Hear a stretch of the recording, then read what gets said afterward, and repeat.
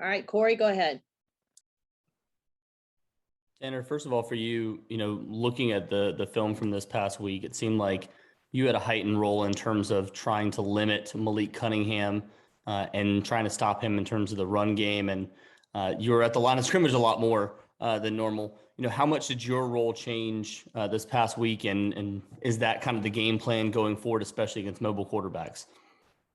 I wouldn't really say so much my role changed, more so it's just the looks that Louisville would give us would be the position that's where I'd have to be. So as far, I had on third downs, maybe I'd spy him a little bit sometimes, but apart from that, coming into this weekend, I just feel like we'll probably have a similar game plan.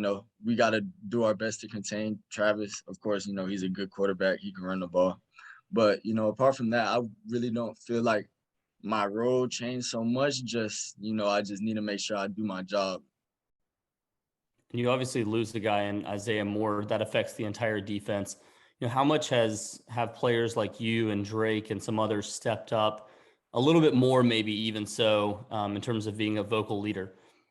Big time, practice is, completely different without Zay, It actually, losing Zay has made everyone else be able to learn how to communicate better. Just because, as a defense, we really did rely on Zay being out there, communicating, telling us what to do, having us set up and stuff. So, transitioning from him being off the field, I had to do a bigger part in communicating. Drake has to do a bigger part in communicating, making sure everyone's set up. So, from that standpoint, losing Zay has helped us as a defense, just in whole, everybody, honestly, just be able to communicate better.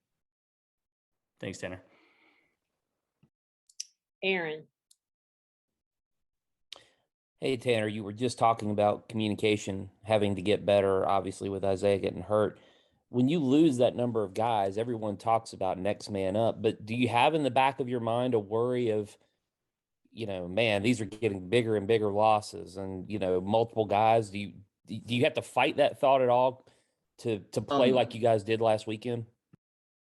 I wouldn't really say we'd have to fight it, as an NC State, it is, since I've been here, it's happened every year. We lose 4 or 5 guys. So like as a team, we're pretty used to it. So I wouldn't say like,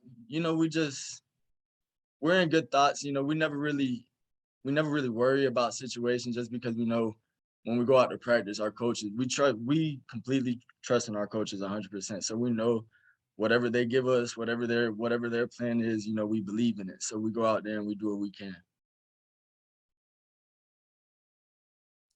James. Yeah, Tanner, being from Florida, does this game carry any extra meaning for you?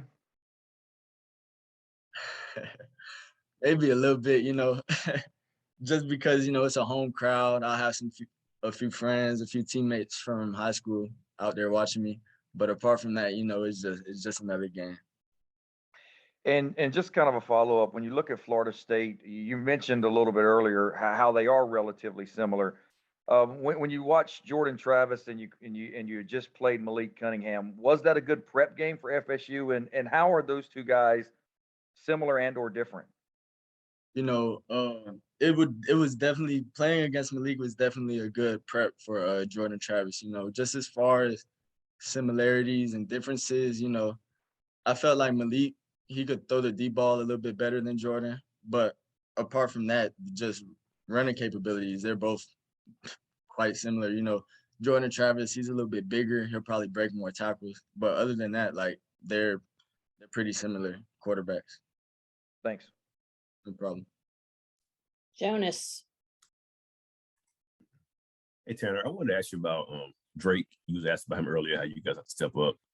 What's it like playing behind him the way he's been playing the last couple of weeks? Obviously in the game, I know you're locked in, but when you go back and watch film, do you look at the film and watch him like, oh my God, I can't believe how he's just all over the place? Drake is a dog. Like that's the only way you could put it. Like honestly, Drake, playing behind Drake, you're gonna get the same person every single day.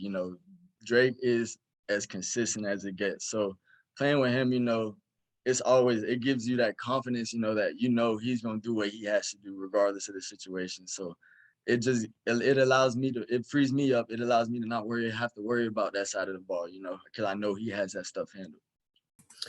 In those film sessions, do you ever take time to become a fan of his and kind of watch some of his plays?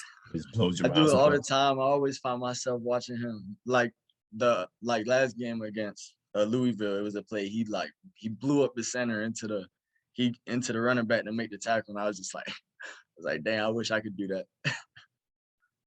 Was he that's you say you get the same thing out of Drake every day. When he came in as a young guy, was he like that, just locked in, focused, and consistent from day one?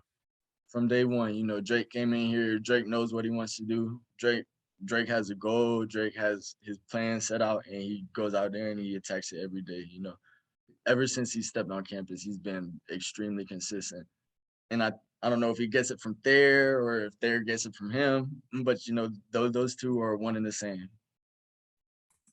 Is he as intense away from football as he is when during the game? Obviously he's gonna be intense, but Nah, when Drake we see him, he's pretty locked in too. What'd you say? Drake is a goofball. Drake is a goofball. Yes, sir.